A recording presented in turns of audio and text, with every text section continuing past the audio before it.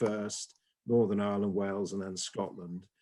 And delighted, we've got our own, very own Andrew Allison, head of campaigns for us at the Freedom Association, formerly with the Taxpayers Association, did a great job there for 5 years, and worked for the Brexit Party in the European Parliament. Andrew, I'm surprised you're not representing independence for Yorkshire, coming from Beverley, Andrew, but you're going to speak about England first to get the ball rolling. Well, thank you very much, David. And yes, of course, there are many people in Yorkshire who do want independence, just like they do down in Cornwall. But I don't think we've got the time to cover that this evening. As you can see behind me is a lovely Union Jack. It's behind me in all meetings, webinars, broadcast interviews that I do. Everyone knows what I stand for. I am a unionist without a doubt.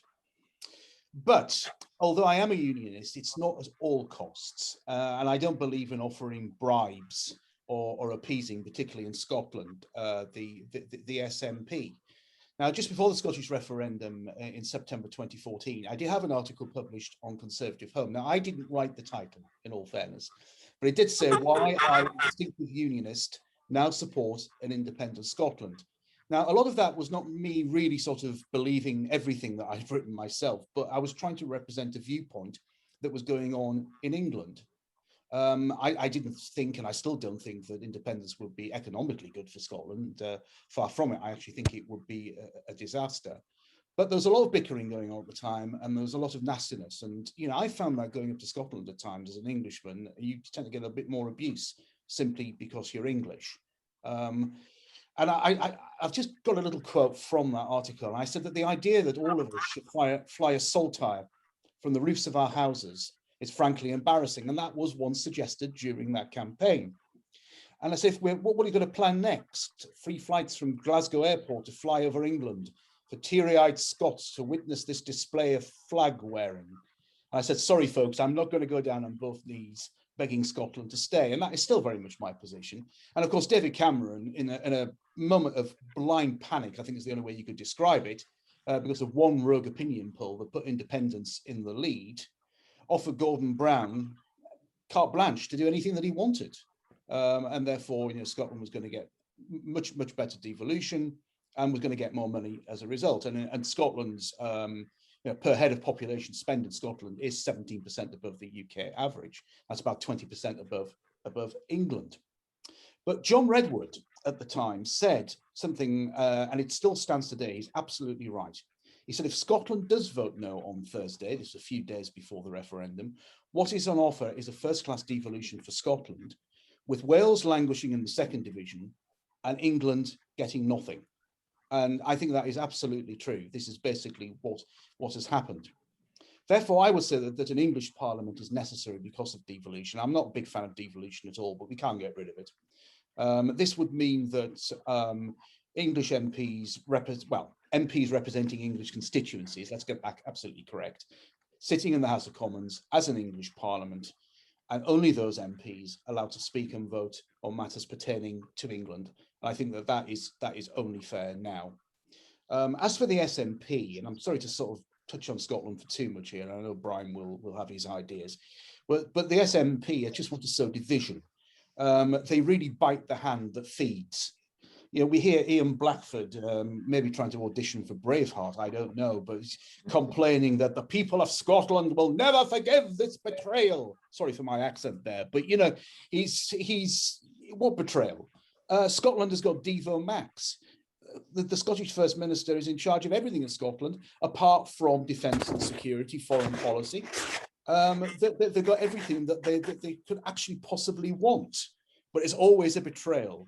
And of course, whenever a minister announces a new policy with spending implications, the first question you will always hear from an SNP MP is, what about the Barnard consequentials? Always interested in grabbing as much money as they can, quite possibly out of a lot of English people.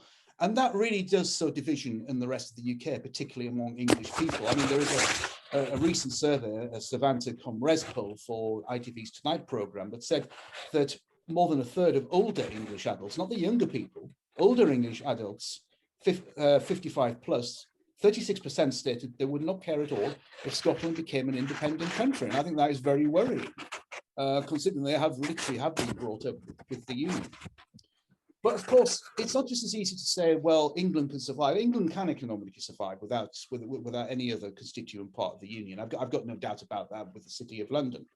But there are other areas, other issues to explore. I mean, for example, the United Nations Security Council, we're a permanent member of it.